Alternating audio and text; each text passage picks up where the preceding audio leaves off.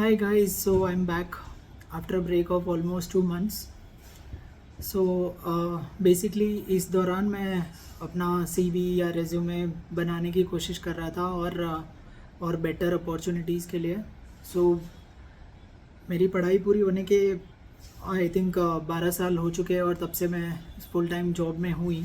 सो काफ़ी बार मैंने अपने रेज्यूमे को एडिट किया है, काफ़ी बार उसमें चेंजेस किए हैं अपडेट करने के लिए.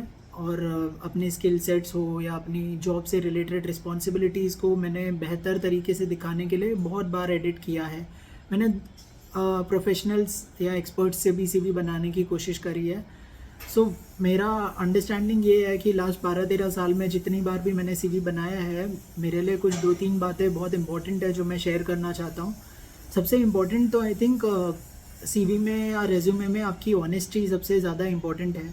आपको जो जॉब मिलता है वो आपकी स्किल्स के बेसिस पे मिलता है, वो तो आपको दिखाना ही है. आई थिंक करियर ऑब्जेक्टिव के नीचे जो सबसे पहला पॉइंट आपकी एक्सपीरियंस से ऊपर और करियर ऑब्जेक्टिव के नीचे आपको अपनी स्किल्स एंड कॉम्पिटेंस दिखाना चाहिए, जो 3-4 पॉइंट्स में होना चाहिए.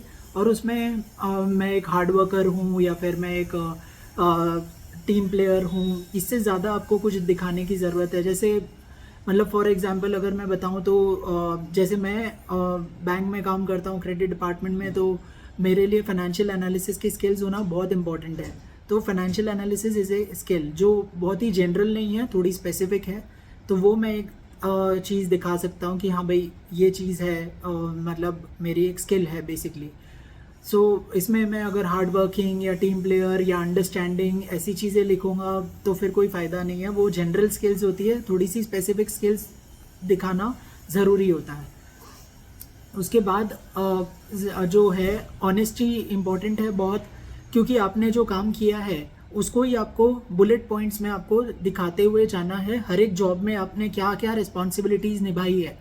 और जो रिस्पॉन्सिबिलिटी से मेरा मतलब है कि भाई उसमें ऐसा नहीं होना चाहिए कि भाई मैं तो डेटा एंट्री करता हूँ, इस जॉब पे मैं ये लेजर एंट्री करता हूँ, या फिर ये चीज़ें बहुत जनरल हो गई. और इससे मतलब आपके फ्यूचर एम्प्लॉयर को ऐसा लगेगा कि रोबोट नहीं हायर करना है, एक मैनुअल जो एक चीज़ एक लिमिट के बियॉन्ड सोच ही ना पाए, ऐसी चीज़ें एम्प्लॉयर्स को इम्प्रेस नहीं कर पाएंगी. तो आपको जो अपनी आप रिस्पॉन्सिबिलिटीज़ दिखाओगे वो इस तरह से दिखाइए कि आपने जो चीज़ें आप करते हो, जो भी टास्क निभाते हो, जैसे भले मैं डेटा एंट्री का ही काम करता हूँ तो उसमें मैंने क्या वैल्यू ऐड किया है मेरी कंपनी के लिए. क्या कभी मैंने वो डेटा एंट्री की वजह से एफिशिएंसी बढ़ाई है कंपनी की?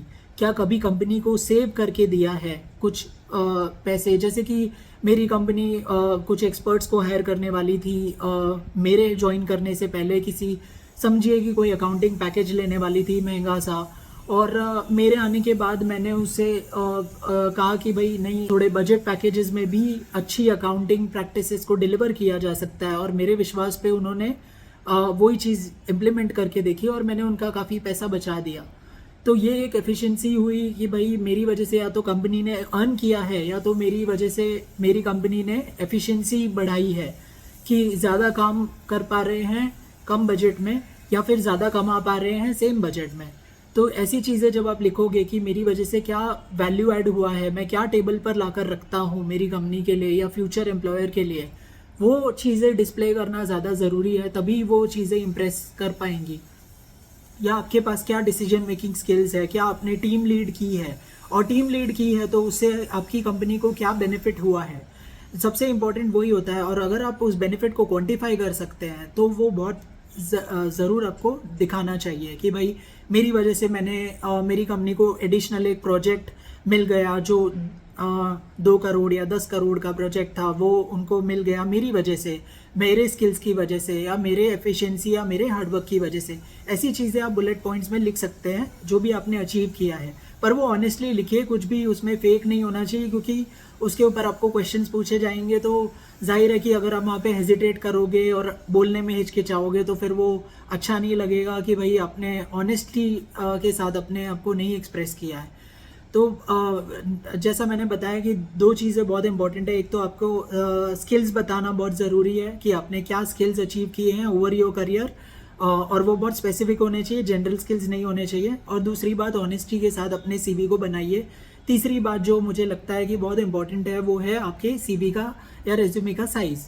आपका आपने भले 10 साल काम किया हो, 20 साल किया हो या 1 साल किया हो, आपका सीवी का साइज़ कभी भी, सीवी का जो लेंथ है वो कभी भी 1.5 पेजेस से ज़्यादा नहीं होना चाहिए।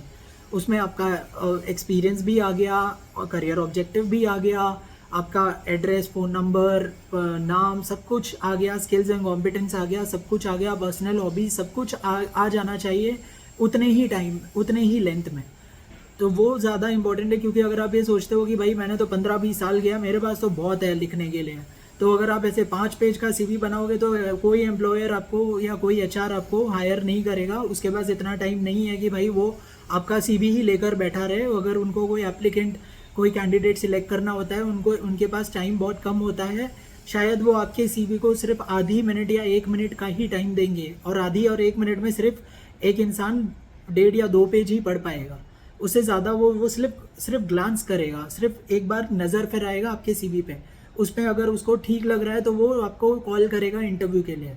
तो आप समझने की कोशिश कीजिए, अगर आप 5-10 पेज का सीवी बनाओगे तो वो कोई वैल्यू ऐड नहीं है।